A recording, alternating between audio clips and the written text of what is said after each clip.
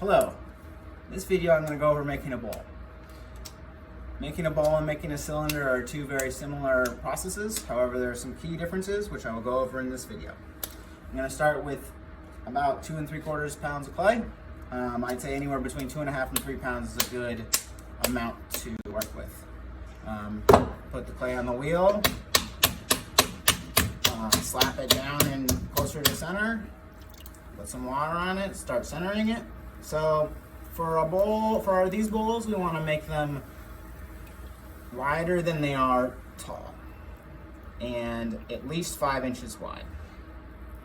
So because we want them to be wider than they are tall, we want to center the clay a little lower to the wheel head, so with less height, a little wider, just like that.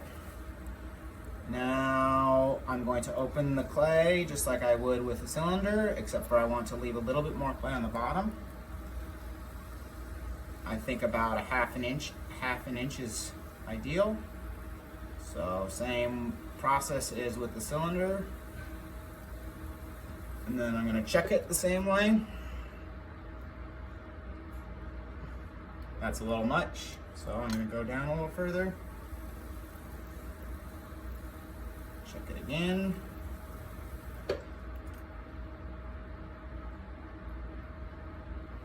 It's pretty good. I'm happy with that. So now, in order for a bowl, it's the interior curve is very important. So I'm going to open this up instead of like with the cylinder where I keep the fingers parallel to the wheel head to create a flat bottom. I want to create a curved interior. So the way I'm going to do this is use my hand or my wrist as kind of like a fulcrum. So if I keep my wrist relatively stable, I can just use my fingers to rotate around that axis and create a nice even curve. So that's how I open it.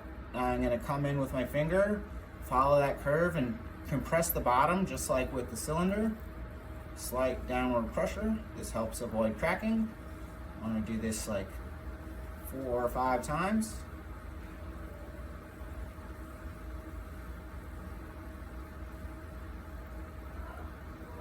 Now another big difference for throwing a bowl versus a cylinder is we want our inside hand to be below our outside hand when we're pulling up the walls.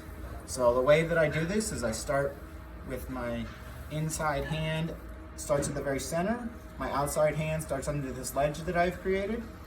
And I'm gonna push the clay up with my outside hand, moving it up the clay as my inside hand moves outwards.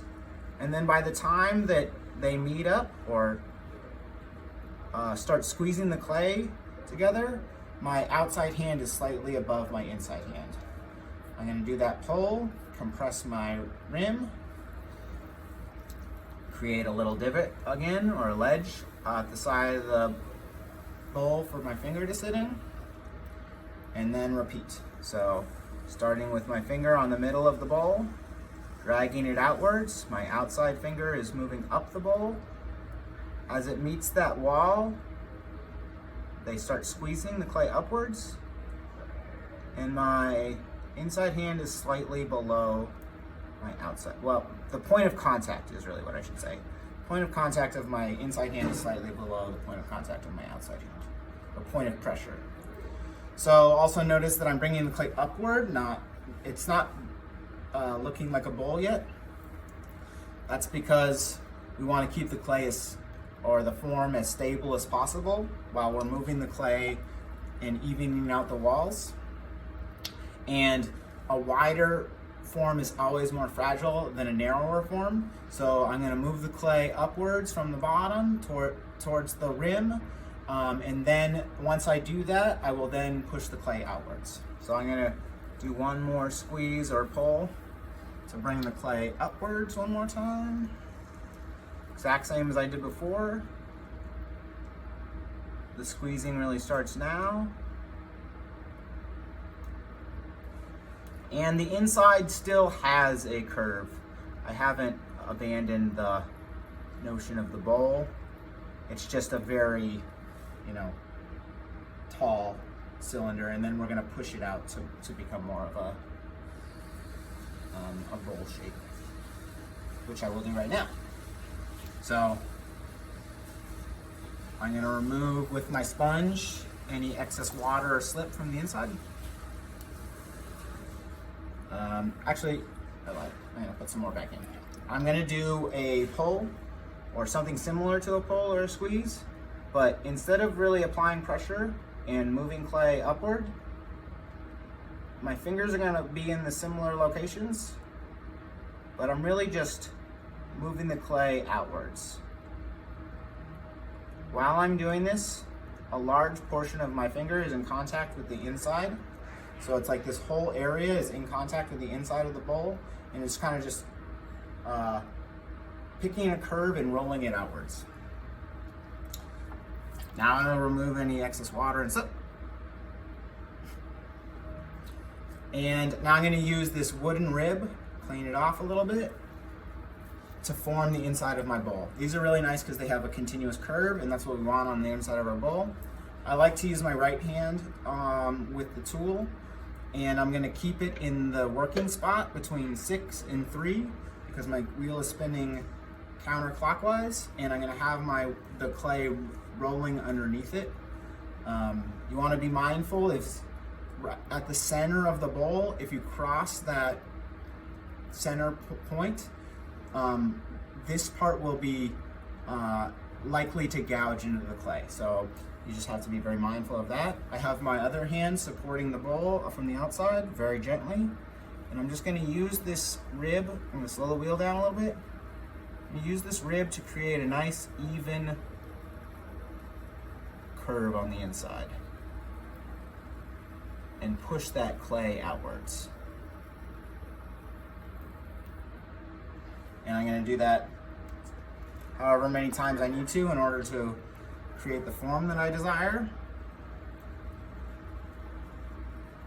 Bowls can take many, many different forms. So think about use when you're forming your bowls. But the most important thing for a bowl is to have a nice continuous curve on the inside. So I think I've stretched that out enough. But now I want to really, this area right in here is a little less than ideal. And the way that I fix that is I start with the rib at the top. My hand is supporting still. And I'm just gonna go downwards this time. Really slowly work that section into a nice continuous curve.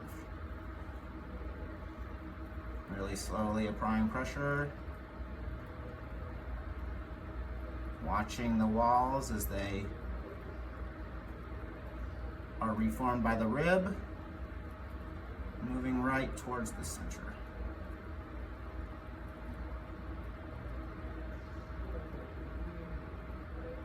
And just kind of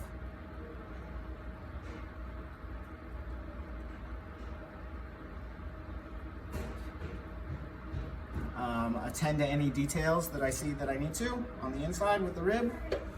And now I want to compress the rim. This is a good time to shape the rim also. We could have done this maybe a couple ribs earlier. I'm going to use my sponge to kind of smooth that or soften that edge a little bit and try and not get gunk on the inside. And there's my bowl. It is about the width of this and considerably shorter, so it's wider than it is tall. Next, I'm going to go over removing it from the wheel. So to remove this bowl from the wheel, it's very similar to the cylinder. I'm going to use my wooden knife to cut some of this clay off the bottom at this angle, and then come in like this to gather that clay away from the pot. And now I'm going to cut a decently sized ledge at the bottom, just to give my fingers, so I removed that much clay, just to give my fingers a decent place to rest as they pull this bowl off the wheel. Bowls are considerably more fragile than cylinders, and I can't use my whole hand when lifting this because it's just gonna push the sides of the bowl in. So I'm gonna have to grip the bowl using these 2 fingers on each hand, gather it underneath the bowl at that ledge, rock it, and lift it towards myself or towards my wearboard. I'm going to put my wearboard on my lap. I'm gonna move this bowl because it's in a bad place. I actually should have done this step earlier, but c'est la vie. I'm gonna wrap the wire around my fingers, push down with my thumbs, draw the wire towards myself. Bowl is now removed. My hands are clean and dry. Just want to remove any debris.